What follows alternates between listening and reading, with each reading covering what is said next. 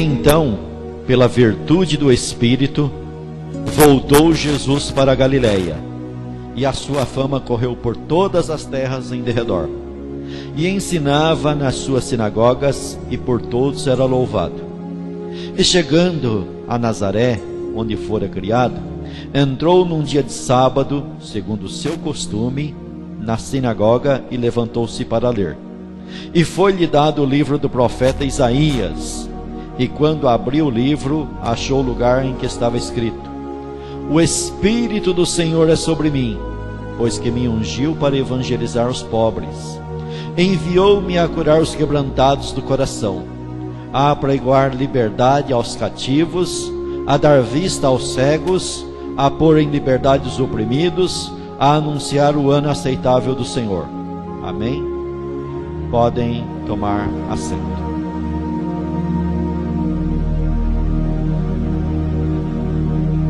O Senhor Jesus Cristo é o nosso modelo, deve ser o nosso modelo em todas as coisas.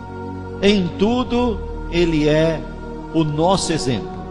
Em tudo Ele deu o exemplo. Aqui nós encontramos um exemplo de como devemos andar e agir. Aqui nós encontramos o exemplo de ser cheio do Espírito Santo.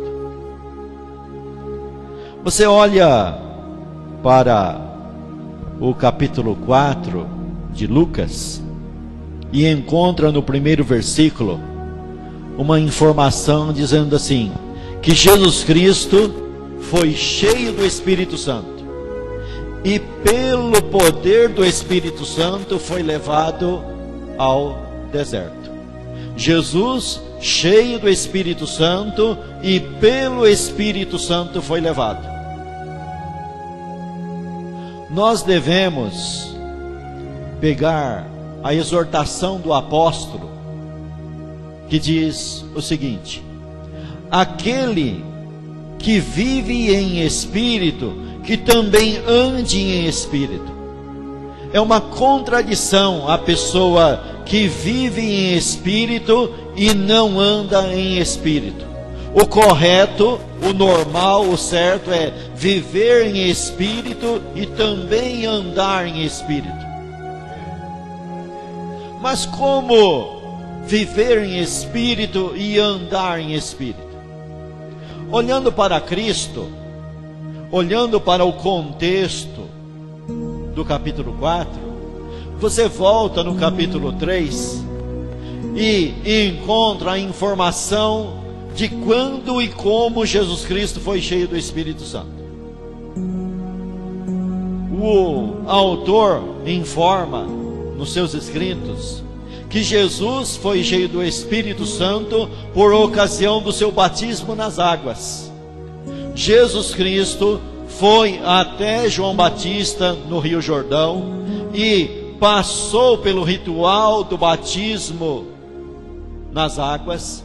E está escrito que ao Jesus Cristo orando Jesus Cristo, o céu foi aberto, o céu se abriu e Jesus foi cheio do Espírito Santo. Então Jesus foi cheio do Espírito Santo por ocasião do seu batismo nas águas. E se eu falei no começo que Jesus é o nosso modelo, é o modelo a ser seguido, eu quero te dizer nessa noite que no momento do batismo, Jesus foi cheio do Espírito Santo. Isso a Escritura diz. E eu e você, quando que nós somos cheios do Espírito Santo? Se coloca parâmetros para nós, se coloca modelos para nós, se coloca sobre nós normas e mais normas de como ser cheio do Espírito Santo. Mas a Bíblia é simples, ela simplifica, ela não complica, ela simplifica. E ela me ensina e ela te ensina que por ocasião do batismo, alguém foi cheio do Espírito Santo, que é Jesus Cristo. Jesus Cristo é o meu e o teu modelo. Nós fomos cheios do Espírito Santo, segundo as Escrituras, na ocasião do batismo. Mas eu disse também que nós devemos ter em mente, nós temos que ter como meta a exortação do apóstolo, que diz que aquele que vive em espírito também deve andar em espírito. Aquele que foi batizado nas águas, que segundo as Escrituras foi cheio do Espírito Santo, deve ter noção agora que se deve andar numa novidade de vida. Quando você passou pelo ritual do batismo nas águas, você estava enterrando o velho homem. Você estava dizendo: nas águas eu deixo o velho homem, eu deixo o velho homem com os seus fazeres, com todos os seus hábitos, com todos os seus pecados, com toda a sua vida pregressa, com toda a sua vida de pecado, eu deixo no batismo, nas águas batismais, e a partir desse momento eu sou nova criatura, conforme está escrito: aquele que está em Cristo, nova criatura é, as coisas velhas ficaram para trás. Você e eu somos uma nova criatura, somos alguém formado em Cristo, conforme está escrito, e está escrito que nós somos formados em Cristo para as boas obras. Nós temos agora uma obrigação, porque afinal de contas, a árvore boa não produz fruto ruim, a árvore boa produz fruto bom. Nós temos obrigação moral e espiritual de produzir bons frutos. Porque afinal de contas, nas Escrituras nós encontramos uma parábola dizendo que o dono da vinha veio até a vinha, veio até o seu pomar, até o seu pé de fruta, para colher boas frutas, mas chegando lá, não encontrou boas frutas, encontrou somente folhas. E deu decreto: eis que eu vou cortar essa árvore, porque ela não está produzindo nada. Nós temos a obrigação de produzir coisas boas. Mas como produzir coisas boas? Somente se produz coisas boas quem é cheio do Espírito Santo e guiado pelo Espírito Santo. Eu estou querendo te levar a caminhar por uma mensagem onde ela simplifica dizendo que você tem. Não é uma mensagem para trazer uma série de normas para você obter. Estou dizendo de maneira simples que você tem. Você é possuído pelo Espírito Santo. Você tem o Espírito Santo. Agora, o que você precisa aprender é ser guiado por esse Espírito Santo. Você tem que aprender a dar lugar para esse Espírito Santo. Você tem que aprender a ter comunhão com Ele e ser guiado por Ele, deixar ser guiado por Ele. Você tem que ter agora um relacionamento com esse Espírito Santo. No capítulo 4, diz que Jesus Cristo foi cheio do Espírito Santo, e sendo cheio do Espírito Santo, Ele foi levado pelo Espírito ao deserto. Ou seja, Ele é encaminhado, Ele é guiado, Ele é direcionado pelo Espírito. Ele não vive por si mesmo, Ele não caminha por si mesmo, Ele não toma atitude por si mesmo, a não ser aquilo que o Espírito Santo guia Ele. Na instrução, no guiar, no direcionar, no caminhar do Espírito Santo.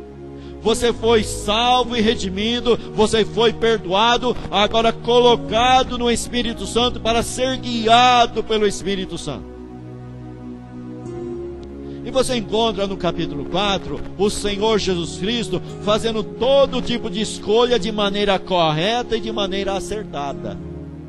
Você vê o Senhor Jesus Cristo usando o livre-arbítrio para fazer livremente uma escolha.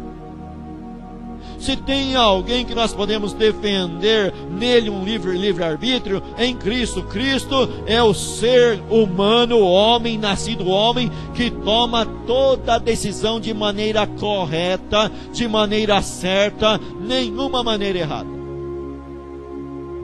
Está escrito aqui que ele foi guiado para o deserto.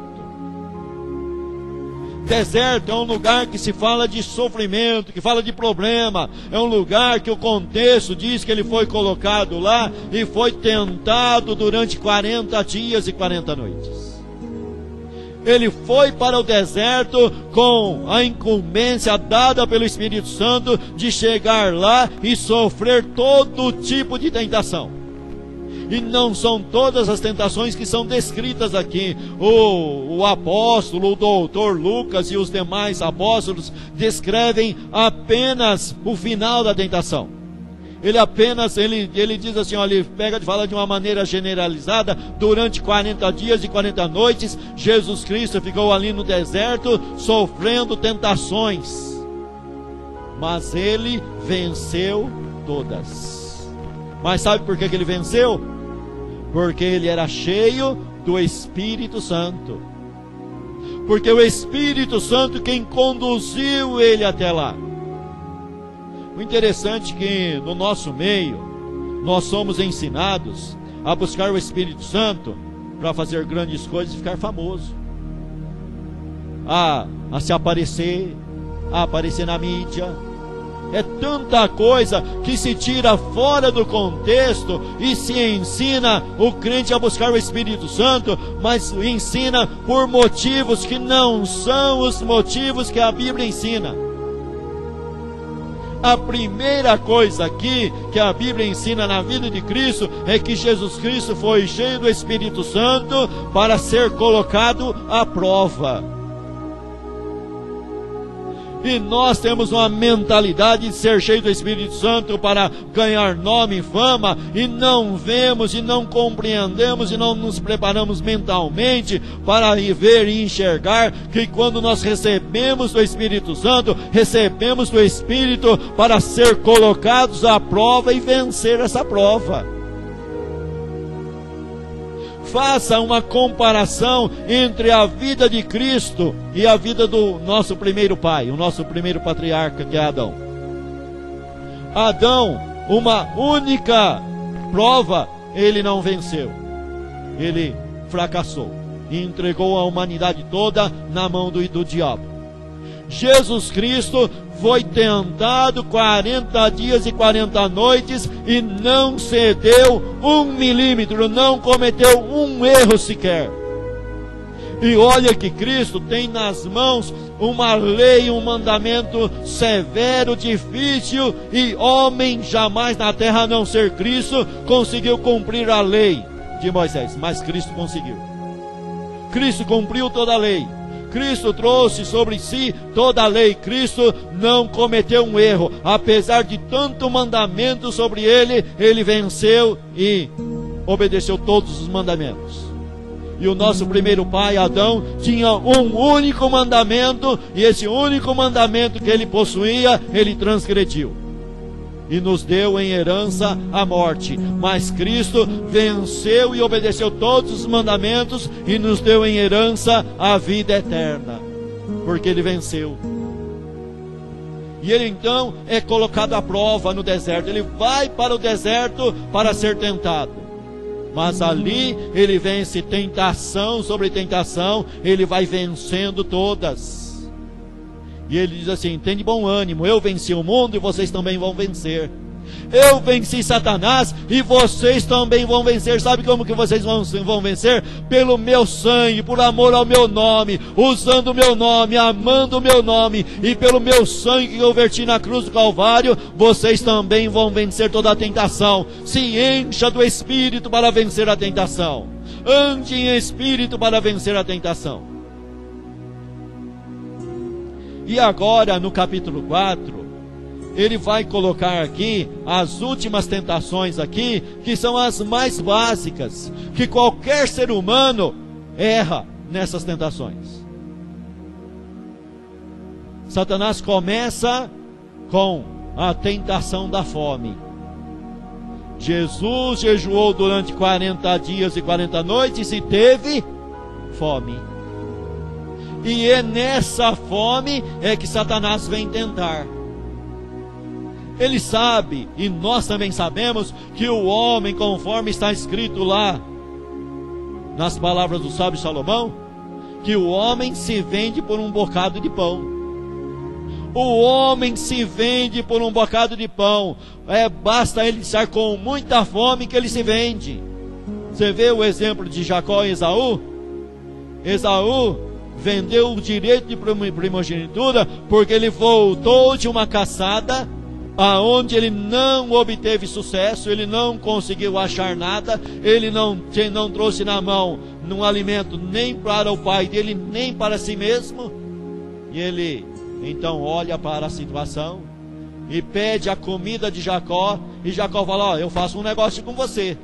Você me vende o direito de primogenitura, que eu te dou um pouco dessa lentilha, que eu te dou um pouco desse guisado, desse cozido que eu fiz. Se você fazer esse negócio comigo. Aí ele olha assim e fala: olha, eu estou aqui com uma fome tremenda, e o que me serve, o que me adianta esse direito de primogenitura? Sabe o que é isso? Sabe o que Esaú estava falando? O que adianta uma promessa para o futuro, uma promessa de reino, uma promessa tão bonita para o futuro, se o meu problema é presente, é agora? Olha, eu não como essa promessa não enche minha barriga, essa promessa de céu aí não enche minha barriga, o problema que eu estou sentindo é agora, eu preciso de matar minha fome agora, e eu não como essa promessa não enche barriga. Então ele troca a promessa por algo terreno. Sabe por quê? Porque ele estava com fome. O homem é tentado pelo alimento. O diabo sabe muito bem que o homem se vende por um bocado de pão. Ele se vende por menos do que isso. As pessoas se vendem por nada. As pessoas se corrompem. Dizem que cada homem tem seu preço. Tem um bom ditado popular aí, que cada homem tem seu preço. Até onde você vai ser fiel, até onde você vai ser verdadeiro, até onde você conseguir ser cheio do Espírito Santo e andar pelo poder do Espírito Santo. E Jesus vence essa primeira tentação que é descrita aqui, porque ele está cheio do Espírito Santo e ele anda no Espírito. Aí vem uma outra, ele vence essa, vem uma outra. Não caia na besteira de pensar que você venceu uma guerra e a guerra acabou. Não caia na besteira de pensar que você venceu uma peleja hoje e agora está tudo bem. Não existe essa profecia aqui na terra que os problemas acabaram. Essa profecia não é bíblica, não é de Deus, não é do Espírito Santo. Esse negócio de falar para você: olha, os teus problemas acabaram, isso só vai ser verdadeiro se você for arrebatado ou se Cristo te recolher. Se Cristo te recolher, aí os problemas acabaram para quem está em Cristo. Porque quem não está em Cristo, aí é que o problema começou. Mas quem está em Cristo e é recolhido para as mansões celestiais, aí realmente os problemas acabaram. Mas enquanto isso não acontecer, o teu problema continua. Sabe por quê? Você vence uma, mas Satanás vai lá preparar uma outra. Foi assim com Cristo e não vai ser diferente comigo e com você. Cristo vencia uma, Satanás se recuava, mas ele já ia lá buscar mais arsenal. Ele irá buscar mais armas, preparar mais armas. E ele volta novamente com a investida. Mas Jesus Cristo vai vencendo investida sobre investida. Jesus vai vencendo, vai derrotando. Sabe por quê? Porque ele está sendo guiado pelo Espírito Santo. E você vai vencer, porque você vai ser guiado pelo Espírito Santo. Dê lugar para o Espírito Santo na tua vida. O Espírito Santo quer guiar os mínimos detalhes da minha e da tua vida, porque foi assim com Cristo. Aí o diabo vai lá e oferece para Cristo uma coisa que todo homem quer: glória e poder. Qual é o homem que não quer? Rapaz, todo sujeito quer se tornar conhecido. Todo camarada, seja no cargo que ele ocupa, seja a vida mais humilde, mais simples que ele leve, mas ele quer ser o bam naquilo que ele está fazendo. Você pode ir em qualquer lugar, pode ter 5 pessoas, pode acreditar que naqueles 5 lá, cada um está brigando com o outro para ele ser superior ao outro. Há uma competição entre o ser humano. Porque todo mundo quer ser melhor do que o outro. Todo mundo quer ser alguma coisa. E o diabo sabe muito bem disso daí. Eu sempre, às vezes, conto uma experiência que eu tive lá na casa de recuperação, aonde o líder da casa, que era escolhido entre os internos, que tinha uma situaçãozinha melhor lá, se colocava ele de líder. E esse líder ficava na mão dele todas as chaves da casa. O camarada andava com um molho de chave, um monte de chave, porque todos queriam ficar trancados, porque senão roubavam tudo, né? Então era tudo trancado. Então o camarada ficava com um molho de chave. E nós estávamos de olho lá em um interno que já estava há algum tempo lá. A gente precisava de levantar um novo líder, porque o antigo já ia embora. A gente precisava levantar um novo líder lá. E conversamos com ele e tal. O irmão Laudionor, que era o dirigente da casa, conversou com ele, posicionou bem, era a saidinha dele e tal. Então que ele fosse para casa e conversasse com a esposa para ser líder. E ele foi para casa, conversou com a esposa, voltou. Aí quando ele voltou, na primeira visita que ele teve, veio a família para visitar ele. E veio um garotinho, o filhinho dele, tinha 5 anos de idade. Aí o filhinho dele chegou lá na casa de recuperação, pegou o molho de chave, né, do pai, que já estava de líder lá. E nós estávamos de olho nele, para não ficar somente líder, mas ficar sendo funcionário da casa. Aí o garotinho chegou lá, pegou o molho de chave, que pendurou no pescoço. 5 anos de idade, hein? Se colocou no portão que dava acesso a um determinado ponto lá do sítio. E falou lá, daquele tamanhozinho, com aquela vozinha de criança, e falou assim, ó, aqui ninguém passa, aqui só passa com a minha ordem, porque agora o dono da casa aqui é meu pai.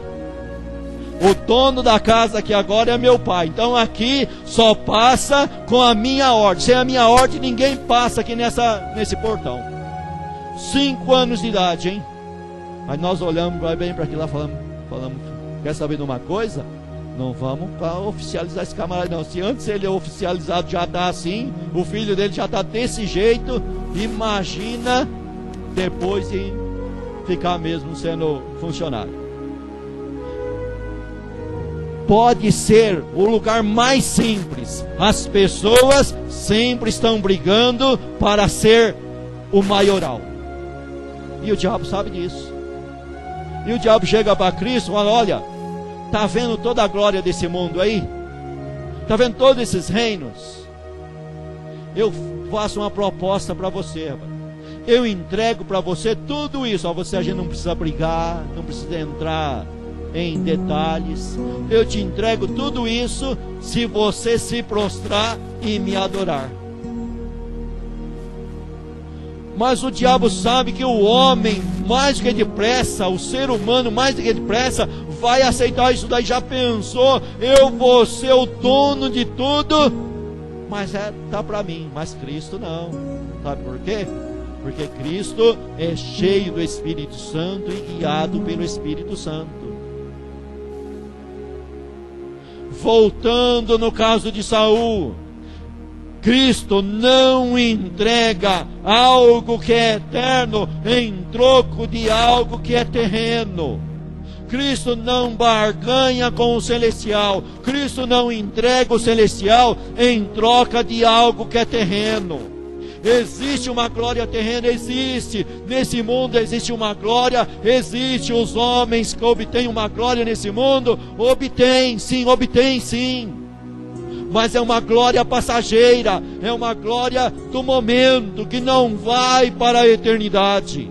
Não compensa adorar o diabo, adorar o inimigo, para ter essa glória do mundo presente aqui. E Cristo então não escolhe a glória barata, a glória fácil. Ele não escolhe o caminho fácil. Cristo escolhe o pior caminho, o caminho mais difícil para o homem trilhar, que é o caminho de cruz, que é o caminho do sofrimento. e nós olhamos assim para Cristo e mentalmente a gente aprova essa atitude de Cristo. Mentalmente nós defendemos, moralmente nós falamos que Cristo está certo, mas as nossas atitudes não são de acordo com as escolhas de Cristo. Nós vivemos em briga, nós lutamos por coisas passageiras e esquecemos de olhar para Cristo, que Cristo escolheu um caminho de cruz, mas é um caminho eterno. Cristo escolhe o caminho de dor, Cristo escolhe rejeitar a glória do mundo e escolher a glória de Deus. Cristo faz uma escolha totalmente diferente, e Cristo vai caminhando, e Cristo vai andando, e Cristo vai vencendo toda a tentação. E interessante que o Espírito Santo permite o próprio diabo transportar Cristo para o pináculo do templo. E você olha para esse texto assim e fica confuso, mas Deus permite o diabo fazer isso? Deus permite. Deus permitiu o diabo tocar nas coisas que Jó tinha. Deus permite muitas coisas o inimigo fazer. Deus está no controle de tudo. O que você precisa entender e compreender, que Deus não perdeu o controle da minha e da tua vida. Deus não perdeu o controle da vida de Cristo. O Espírito Santo não perdeu o controle da vida de Cristo. Cristo foi colocado lá no pináculo, mas ele desceu do pináculo vitorioso. Sabe por quê? Porque ele venceu a tentação do diabo lá no pináculo do templo. O diabo pode até fazer algo que Deus permitiu que ele fizesse, mas tenha em mente, você pelo Espírito Santo vai vencer a tentação, não vai cair na conversa do diabo, e você vai vencer o inimigo da tua alma. Se você andar em Espírito, se você caminhar em Espírito, se você se encher do Espírito, se você deixar a tua vida ser moldada pelo Espírito Santo. E aqui no versículo 14, então o autor continua dizendo assim, ó: então, pela virtude do Espírito, voltou Jesus para a Galileia. Olha só, esse versículo aqui está dizendo que Jesus, dentro do contexto, ele venceu toda a tentação. Agora, pelo Espírito, ele volta para a Galileia. Você presta bem atenção numa coisa, que tudo na vida de Cristo era ponto por ponto, direcionado e guiado pelo Espírito. É aquela oração do salmista: Senhor, encaminha-me e ensina-me. Ensina-me o caminho que eu devo andar. Me guia e me ensina. Me protege e me faça andar pelo teu caminho. Até a residência de Cristo era algo matematicamente preparado, guiado pelo Espírito Santo. Não era aquele negócio lá, eu vou em tal cidade, eu penso, eu quero. Não, não era nada disso. Até a habitação de Cristo era morar aonde Deus tinha preparado. Desde o seu nascimento, ele nasce num lugar aonde já estava predeterminado. Depois ele volta a beber e vai morar em um lugar, mesmo não sabendo de nada, mas ele vai morar em um lugar já predeterminado. E aqui Cristo vence toda a tentação e volta para o lugar predeterminado por Deus.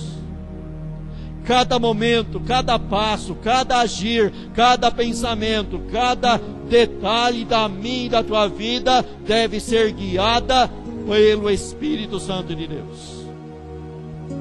Jesus é o servo fiel de Deus. Todo passo ele dá guiado pelo Espírito Santo. E diz aqui: e a sua fama correu por todas as terras em derredor. Voltando na questão de fazer boas obras. Muitas das vezes nós fazemos boas obras para o nosso nome ser conhecido. Sabe o que é? Eu quero ser conhecido na minha comunidade como um cara benfeitor. eu quero ser igual aquela história de uma determinada denominação, que o camarada que mantinha tudo naquela comunidade, ele chegava, todo mundo quietinho, reverenciava ele. Como ele mantinha tudo aquilo lá no dinheiro, todo mundo reverenciava ele. Todo mundo abaixava a cabeça. Se ele falava, ele falava. Se ele falasse, o povo falava. Se ele não falasse, também ninguém falava. Quer dizer, todo mundo se devia uma honra para aquela pessoa lá. Muitas das vezes nós fazemos algo para ser conhecido, para se tornar conhecido. Mas eu quero dizer aqui nesse texto aqui, que o Espírito Santo faz todas as coisas para Cristo ser conhecido. É Cristo ser reconhecido. Não é o meu e o teu nome, não é o nome da nossa placa denominacional, é Cristo que vai ser glorificado pela obra feita pelo Espírito Santo na minha e na tua vida. Se a obra que nós estamos fazendo não torna o nome de Cristo conhecido, está errado, alguma coisa está errada. Se for para a minha e a tua glória, a Bíblia diz que é uma vanglória. Deve ser para a glória de Deus. O Espírito Santo, está escrito nas Escrituras, Jesus dizendo assim, olha, Ele há de receber do que é meu, e Ele vai glorificar a mim. Sabe por que Ele vai glorificar a mim? Porque Ele há de receber do que é meu. A obra, o trabalho do Espírito Santo é fazer o nome de Cristo ser conhecido. Não é o meu, não é o teu, não é o da igreja, a denominação, mas é o nome de Cristo que deve ser conhecido. Nós vamos ser cheios do Espírito Santo e guiados pelo Espírito Santo para fazer o nome de Cristo ser conhecido. Há um desejo na tua vida do nome de Cristo ser glorificado? Você tem feito as coisas, a tua oração, o teu agir, a tua vida devocional é uma vida onde você se preocupa com o nome de Cristo? Você quer exaltar o nome de Cristo? Se não há esse pensamento em você, se não há esse sentimento em você, você tem que voltar um pouco na tua vida espiritual e ver aonde você deixou de ser guiado pelo Espírito Santo. Pela virtude do Espírito, guiado pelo Espírito Santo, você vai ser levado a glorificar o nome de Cristo. É o nome de Cristo que agora se torna conhecido em toda a Galileia. Toda aquela região ali agora está conhecendo e louvando o nome de Cristo. É esse o nosso trabalho, é esse o nosso agir, é esse o nosso pensamento. É para isso que o Espírito Santo veio habitar na nossa vida no dia do nosso batismo. Para isso. E diz aqui, e ensinava nas suas sinagogas e por todos era louvado. Quem que é o teu professor? Quem é que te ensina? Vou aprender com fulano tal, vou aprender com fulano tal. A Bíblia diz que o nosso professor, para começar, Jesus é o mestre. Mas no lugar de Cristo, quando Ele partiu, Ele deixou um outro semelhante a Ele, que é o Espírito Santo. João, escrevendo a sua carta, ele diz assim, olha, vocês têm a unção do Santo, vocês têm a unção do Espírito Santo, e não há necessidade que ninguém vos ensina. Sabe por quê? Porque quem vos ensina é a unção do Santo, o Espírito Santo, aquele que está em você. Então você é ensinado pelo Espírito Santo.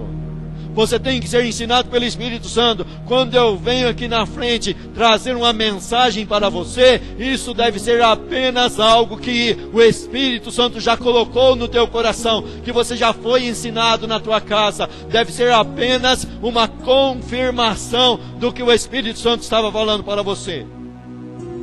É igual o caso daqueles dois irmãos que foram para a igreja e chegaram na igreja, ouviram a mensagem e depois voltaram para casa e disseram assim, olha, O que a gente ia conversando foi o que o pastor falou na igreja. O que a gente ia discutindo no caminho foi o que o pastor pregou na igreja. Mas que coincidência? Coincidência nada. O crente é ensinado pelo Espírito Santo. E quando ele chega na igreja, o Espírito Santo usa o pastor, usa o mensageiro, usa o pregador para confirmar o que ele já te ensinou lá na tua casa, no teu sonho, na tua cama. Você lendo a Bíblia sozinho. É esse o trabalhar do Espírito Santo, e é essa a vida daquele que é guiado pelo Espírito Santo.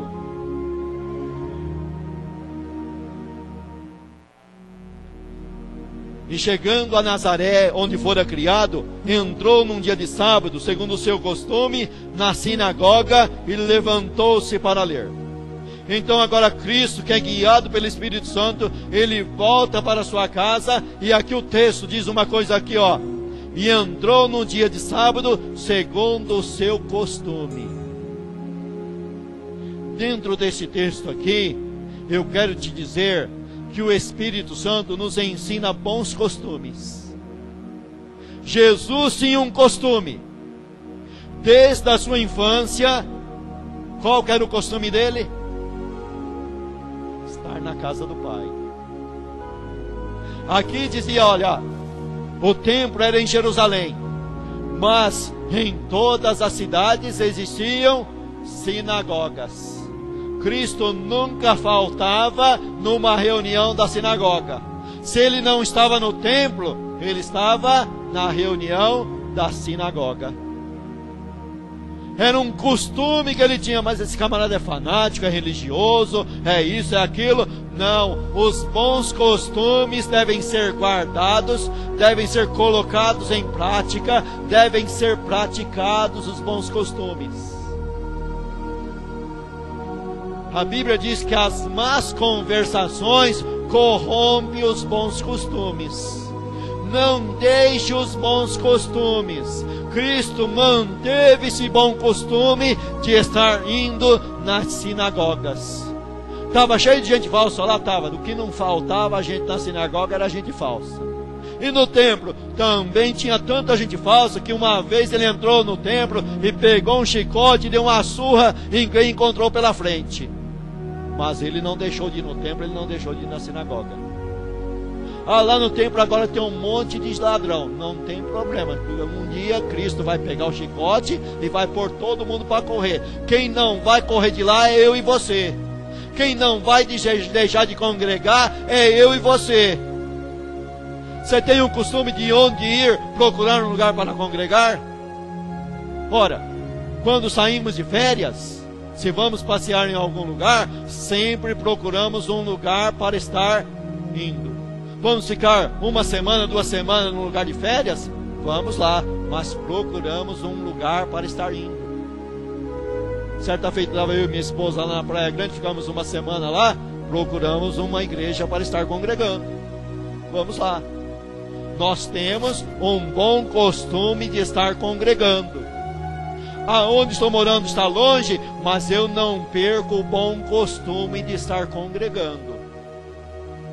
Em algum lugar vai ter uma sinagoga para mim estar congregando.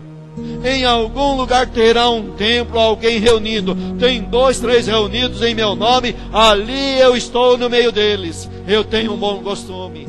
Você tem um bom costume de estar orando na tua casa? É um bom costume. Vai criando bons costumes na tua vida. Cristo tinha o bom costume de estar indo na sinagoga. E ele se levantou para ler. O interessante é que esse texto aqui ensina uma coisa: que Cristo não era o convidado, igual nós fazemos hoje. Convidamos um pregador especial, foi convidado um mês antes. O camarada é tão bom que nós convidamos ele 1 ano antes. 1 ano antes a gente entrou em contato com ele, falou: coloca na sua agenda aí. Agendamos. Os medalhões têm que ser agendados. Se não for agendado, não vem. Cristo nem convidado para pregar era. Ele foi pego de supetão. Parecia um culto pentecostal, onde o camarada é pego na hora. Mas ele se levantou, e interessante, uma coisa interessante, ele leu e devolveu a palavra. Sabe que ele obedecia o ritual? Mas esse ritual aqui é uma geladeira. Esse ritual é morto, mas ele obedecia. Esse ritual aqui, mas só a graça. Se tivesse um fogo puro lá, eu ia falar, esse ritual dessa sinagoga aqui é só a graça de Deus. Mas Cristo obedecia o ritual. Ele leu e foi sentar-se. Ele mantinha aquele ritual lá, porque tem a hora certa de falar, tem o momento certo de falar, tem a hora correta de falar. Se você foi escolhido por Deus para falar, vai ter o momento certo que você vai falar. Tem gente que só vai se for convidado. Se eu for lá e não me derem a oportunidade, eu não volto mais lá. Isso não é um costume de alguém humilde na presença de Deus. Cristo não era assim. Cristo foi lá como alguém comum. Sentou no último banco, foi dada a oportunidade para ele, ele falou. E o que aconteceu? Todos na sinagoga ficaram de olho nele. Mas ele tinha falado algo especial? Não, ele apenas leu, mas estava todo mundo de olho nele.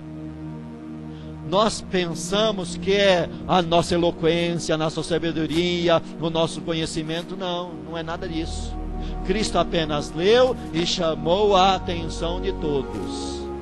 Aquilo que Deus vai fazer pode ser um folheto entregue lá.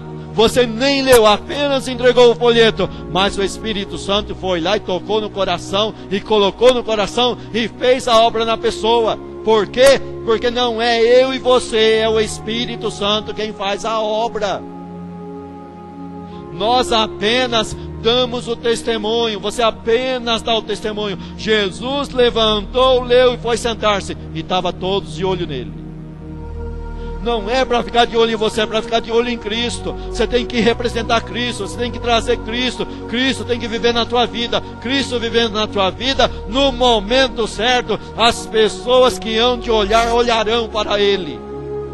Porque Ele disse, olha, o Filho do Homem, quando for levantado na terra, a todos a si atrairá. Ele atrai todos que são para a salvação, Ele atrai a si. A nós compete a ter os bons costumes. E Jesus Cristo leu o quê? Ele leu, o Espírito do Senhor é sobre mim. O Espírito de Deus está sobre mim. O Espírito de Deus está sobre nós. O Espírito Santo de Deus foi enviado no dia de Pentecostes para ficar conosco todos os dias da nossa vida. Ele é o nosso Consolador. Ele está sobre nós, Ele está sobre mim, Ele está sobre você. Ele estava sobre Cristo e esse mesmo Espírito está agora sobre a tua vida. Para quê? Qual é o objetivo dele? Pois que me ungiu para evangelizar. Ele me colocou na minha vida um perfume, uma unção, uma autoridade para a evangelização. O que é evangelizar? Levar uma boa notícia. Levar uma notícia nova, e essa nova notícia é uma boa notícia. Esses dias eu estava conversando com alguém e estávamos falando o seguinte, presbítero Sérgio, que às vezes a pessoa é tirada de uma escravidão e colocada em outra. Às vezes o camarada está lá fora no mundo numa escravidão, e nós tiramos ele da escravidão lá do mundo e colocamos numa outra escravidão, numa escravidão chamada religião. Porque na realidade, religião é uma escravidão para todo ser humano. Religião é escravidão. Liberdade é Cristo Jesus na vida. O demais é religião, é escravidão. Tem gente que sai de lá do mundo e vem ser um escravo embaixo do pé de um obreiro, de uma denominação, de um ensinamento errado, de um ensinamento torpe. Torna a pessoa escrava do medo. Se você sair daqui você vai ser amaldiçoado. Aonde que existe isso daí? Isso daí não é liberdade. Isso aí não é evangelho. Evangelho é liberdade. Evangelho é falar para você, vem aqui em Cristo, vai para outra cidade onde Cristo te levar, e você é uma bênção aqui, você é uma bênção lá, você é uma bênção em outra cidade. Aonde Cristo te levar, você será uma bênção. Nós não temos o direito de amaldiçoar a vida de ninguém. Bem pelo contrário, a Bíblia manda nós sempre abençoar. Abençoa, nunca amaldiçoe, nunca lance uma maldição na vida de ninguém, mas pelo contrário, abençoe. Ah não, se você sair daqui dessa denominação, você vai regredir na vida, você vai ser uma maldição na vida. Não é isso, não é evangelho. O Espírito do Santo do Senhor está sobre mim para evangelizar, para trazer uma boa notícia, para dizer assim, olha, em Cristo você foi perdoado, você não é escravo do mundo, você não é escravo de Satanás, e você também não é escravo da minha religião, você não é escravo de religião nenhuma, você é liberto em Cristo. Aí você tem que olhar o conselho do apóstolo: não useis da liberdade para dar ocasião à libertinagem. Mas quem é cheio do Espírito Santo não vai confundir as coisas, não vai achar que liberdade é licença para pecar, porque muitos pegam a Bíblia também e levam do lado contrário, ou faz uma religião pesada, ou então faz uma libertinagem. Os extremos é errado. Agora, o conselho da Bíblia é o seguinte: de quem você se apresentar para ser servo, você vai ser servo dessa pessoa. Ou da liberdade para a vida, ou do pecado para a escravidão. Então não vai confundir as coisas e achar que a graça é liberdade para pecar, é autorização para pecar. A graça não é autorização para cometer pecado. A graça de Deus é algo bom para tirar você do poder do pecado. Cristo fez uma obra tão grande que você não é escravo de mais nada, a não ser daquele que você se apresenta para ser escravo. Então você deve se apresentar para a justiça, para ser escravo da justiça, ou seja, de Cristo. Se apresente para ser escravo de Cristo, para ser guiado por Cristo, para ser morada do Espírito Santo. Se apresenta para isso, porque Ele me ungiu para evangelizar os pobres. Olha só, evangelizar os pobres. Mas por que os pobres? Os ricos não? Não, você tem que entender o que significa pobre aqui nas Escrituras, aqui nesse texto. Pobre aqui significa humilde, porque está cheio de miserável que não tem onde cair morto, cheio de orgulho. E tem gente rica, humilde. Tem pessoas de posse que é humilde, e está cheio de pobretão por aí que não tem onde cair morto, mas faz um crediário lá e sai devendo para Deus e o mundo, e se achando que é o rei da cocada preta. Mas aqui o evangelho é para os pobres, ou seja, para os humildes, para aquele que tem humildade, para aquele que olha para si mesmo e fala: eu preciso de um Salvador. Isso não é atitude fácil não, viu? Esse negócio de dizer assim, eu preciso de um Salvador, é admitir que em si mesmo não tem condição. É por isso que a maioria não aceita o Evangelho, porque para aceitar o Evangelho tem que chegar à conclusão que não tem capacidade de salvar a si mesmo, e então ele precisa de alguém que salve ele. Esse alguém é Cristo. Jesus Cristo é o Salvador. Para chegar nessa conclusão aí, o homem por si mesmo não chega não, é o trabalhar do Espírito Santo que age na vida dele. Porque o ser humano é orgulhoso, não é pobre como está escrito aqui não, viu? O ser humano entregue a si mesmo, não tem nada de pobre. O ser humano entregue a si mesmo, se acha o tal, se acha que tem o direito de chegar lá e falar para Deus: Deus, eu estou aqui porque eu mereço. E até às vezes se prega, né? Não sei de onde arrumaram a pregação, que você tem que fazer por onde merecer a graça, sendo que graça é favor não merecido, mas às vezes ensina que você tem que fazer por onde merecer a graça. Mas graça não se merece, graça é graça, é dado de graça porque você não tem como fazer o pagamento, você não tem como pagar.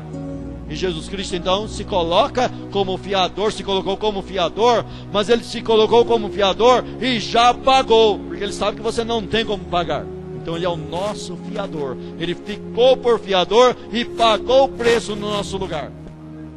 Então essa é a evangelização que o Espírito Santo veio nos dar. Ele nos ungiu para isso, ele ungiu Cristo para isso e nos ungiu para isso também. Enviou-me a curar os quebrantados do coração.